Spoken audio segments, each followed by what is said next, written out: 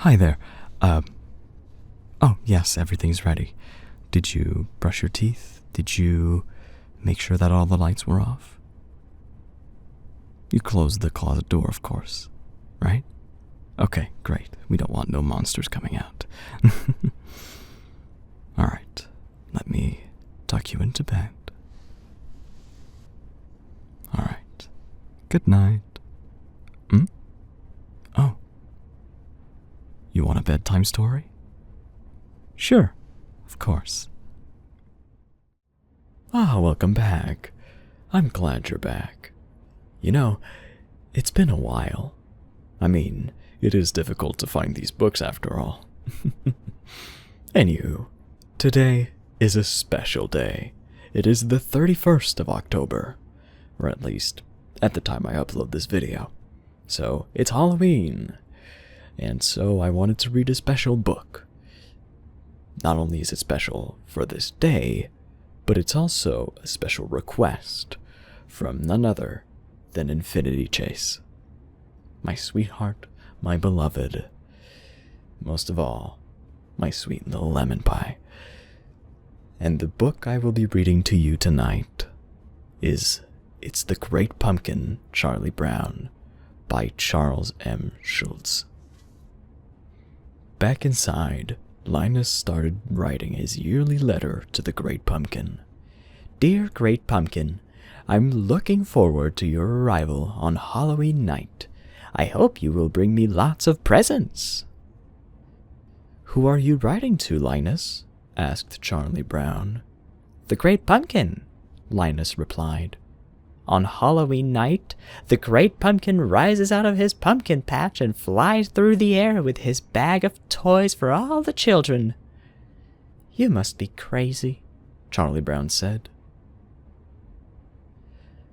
The rest of the Peanuts gang thought that Linus was crazy too, but Charlie Brown's little sister Sally was very interested in the Great Pumpkin and in Linus. Wouldn't you like to sit with me in the pumpkin patch on Halloween night and wait for the Great Pumpkin? Linus asked. Oh, I'd love to, Linus, replied Sally, batting her eyes. When the mail came, there was a surprise for Charlie Brown. I got an invitation to a Halloween party, he exclaimed. Is the invitation to Violet's party? Asked Lucy. If you got an invitation, it was a mistake. There were 2 lists, one to invite and one not to invite. Charlie Brown was embarrassed, but he decided to go to the Halloween party anyway. He could hardly wait. On Halloween night, Charlie Brown met up with his friends. Lucy wore a witch mask. Charlie Brown's ghost costume looked a little funny. It was covered in big black eye holes because he'd gotten a little carried away with the scissors. Just then, Snoopy passed by wearing a long red scarf, goggles, and an aviator cap. It's the World War I flying ace, said Charlie Brown. Well, I've heard everything, Lucy sighed. All right, everybody, let's go trick-or-treating, and then to Violet's for the big party. But the World War I flying ace ignored her. He had to go on an important mission. The World War I flying ace climbed into the cockpit of his Soap with Camel airplane. It was up to him to find the Red Baron and bring him down. He flew through the sky, firing at his targets. Suddenly, the Sopwith Camel was hit. The plane started smoking and spiraling through the air. It landed with a loud crash. Now the World War I flying ace would have to continue his mission on foot.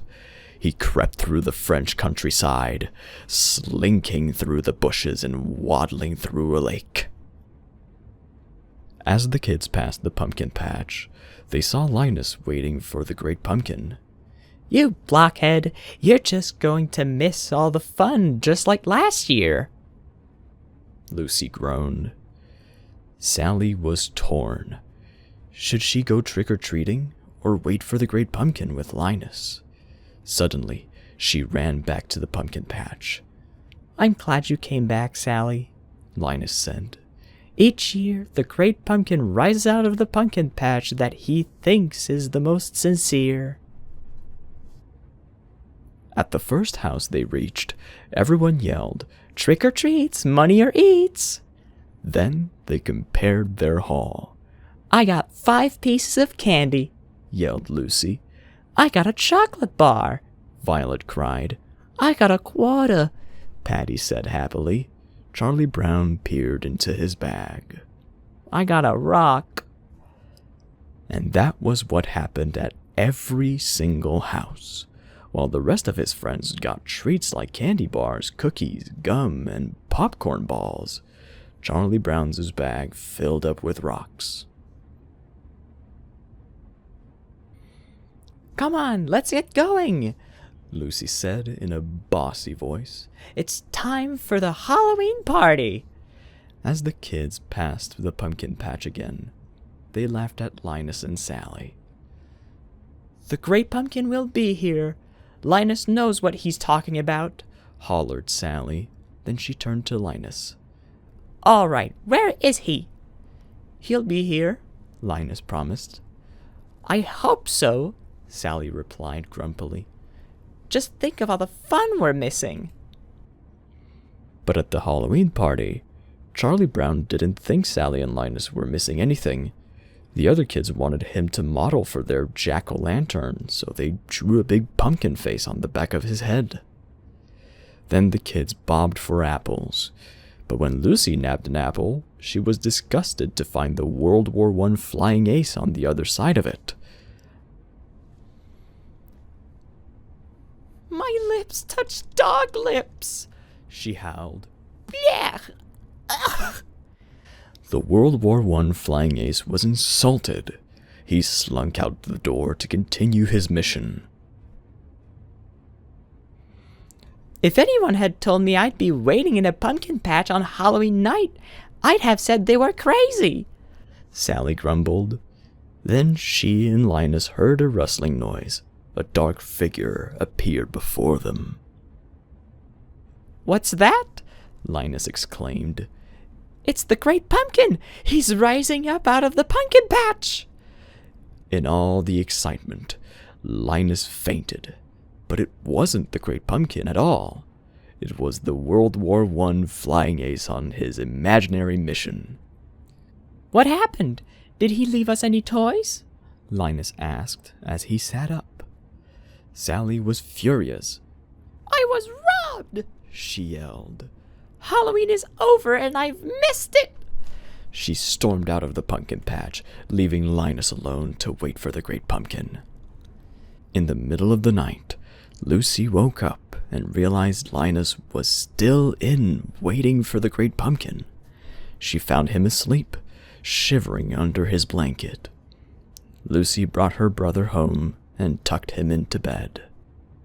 Well, another Halloween has come and gone, Charlie Brown said the next day. Don't take it too hard that the great pumpkin never showed up. Just wait till next year, Charlie Brown. I'll find a pumpkin patch that is real sincere, and I'll sit in that pumpkin patch until the great pumpkin appears, Linus exclaimed. And that's the end of our book.